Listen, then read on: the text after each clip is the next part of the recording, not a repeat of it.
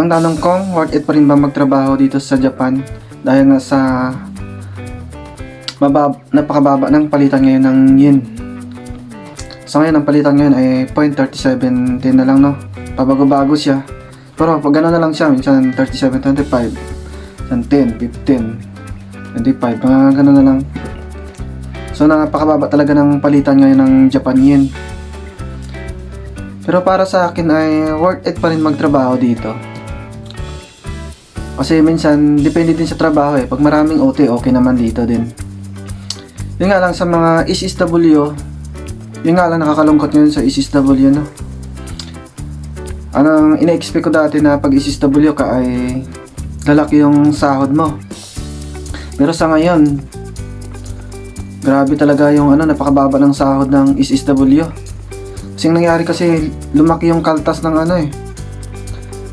habang patagal ka kasi dito sa Japan, yun nga sa SSW, palaki ng palaki yung kaltas. Kinakaltasan na lagi ng 6 na lapad, no? Basta yun lagi yung kaltas niya, kulang-kulang 6, yun minsan 6 mahigit. So napakalaki talaga ng kaltas, kaya yung natitira sa sahod, maliit na lang talaga. Pero sa mga trainee, wala pong problema sa mga trainee. Malaki pa rin ang mga sahod ngayon ng mga trainee kaysa sa SSW. Kasi sa trainee, mababa pa yung kaltas nila eh. Yung nga, pag tumagal ka na dito, palaki ng palaki din yung kaltas mo. Saka, hindi lang yan, maraming kinakaltas pa na iba. Sa mga, yun lang dito, napakalaki talaga ng expenses din dito sa Japan. Pero, okay naman din. Yun nga lang, kailangan mo talaga kailangan mo talaga magtipid. Lalo na sa may mga pamilya. Kaya sa akin yun, medyo malaki pinapadala ko. Siyempre, may pamilya tayo sa Pilipinas, may asawa tayo, saka anak, no? Sa mga binata, okay dito sa mga binata, pabor. Kasi, siyempre, hindi masyado sila nagpapadala sa Pilipinas, no? Hindi kagaya talaga sa may mga asawa na obligado ko talaga magpadala ng malaki talaga sa Pilipinas. Kasi lalo na may nag-aaral akong anak. Nag-high school na yung anak ko. Malapit na mag-high school yung dalawa. Yung isa mag-high school na ngayon, next year. Ngayon. Yung taon na to. Ngayong pasukan, no? Kaya, yun.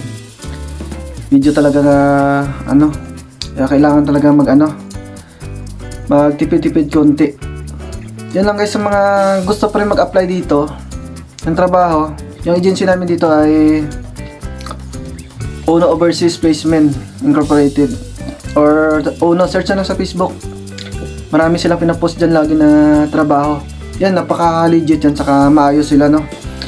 Hindi na pinababayaan yung mga tao nila dito, inasikaso nila ng maayos. Kaya maganda dyan, mag-apply kayo dyan. Marami sila pinapaalis dyan. Marami na rin mga bansa na pinapaalis nila, no? May hawak na yata sila dyan na Poland, UK, yan, Japan, Saudi. Yan, marami na sila dyan pinapaalis. Yung agency nila dyan sa nandyan lang sa may Sampaloc, Manila, sa may harap ng UST College. Tatawid ka lang ng tulay dyan, yung overpass dyan sa harap ng UST College. Dyan lang yun sa kabila, yung may build, harap ng Goldilocks dyan. Ang tanong lang dyan, alam nila dyan mga tao. Yan sa mga gusto lang mag-apply dyan. Ang pag-aaral dito ng Nihongo ay 3 to 4 months, no? Mag-aaral kayo ng Japanese language.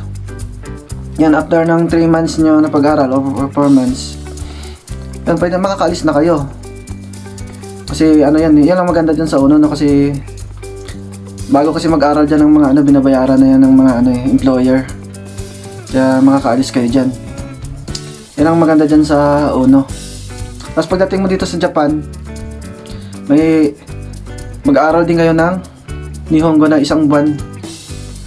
Pero huwag kayong mag-alala, yung pag-aaral dito ng Nihongo na 1 buwan, pagdating nyo dito ay may allowance yan. May allowance kayo na 80,000 yen or 8 lapad, no? Pang budget nyo yan sa nyo dito, sa pag-aaral nyo. Saka pagdating nyo dito sa kaisya, kasi siyempre hindi kayo makakasahod kaagad. Yan, pang budget nyo yun. Yan lang, sa mga gusto mag-apply dito, apply na kayo. Hindi, maganda pa rin dito sa Japan kasi tahimik, saka ano, okay naman dito. Pero dito hindi naman lahat na ganun, no. Patsambahan na din, no? May iba kasing trabaho, may mga ibang company na hindi maayos ba. May iba naman company na maayos, napakabait talaga na asikaso ka. Pero kadalasan naman mabait. Basta yun, ano ka lang, maayos ka sa trabaho, yung pakita mo talaga sa kanila na ano ka sa trabaho ba. Na yun, basta masipag ka. Huwag ka lang panayasumi kasi siyempre pag panayasumi ka magagalit sila. Yan lang guys. At saka siyempre baka pwede naman pa-like and subscribe naman sa channel natin, no. Maraming salamat. See you in my next video.